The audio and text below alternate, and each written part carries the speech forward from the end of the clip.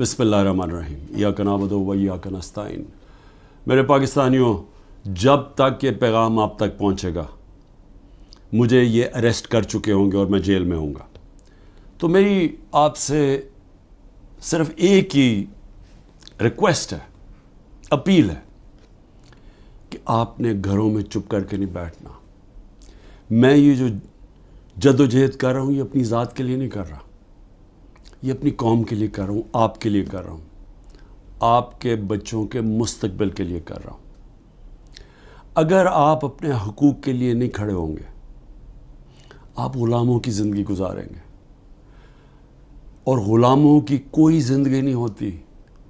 ग़ुलाम ऐसे होते हैं जैसे चूंटियाँ ज़मीन पे होती हैं, उनके ऊपर परवाज़ नहीं होती।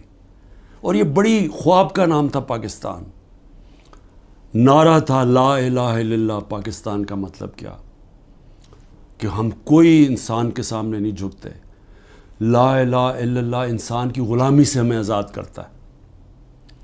और हमारे नबी सल्लल्लाहु अलैहि वसल्लम ने अपनी मदीना की रियासत में सबसे पहले इंसानों को आज़ाद किया था अदल और इंसाफ दे के। ये है जंग इंसाफ की, आपके हकूक़ की, आपकी आज़ादी की।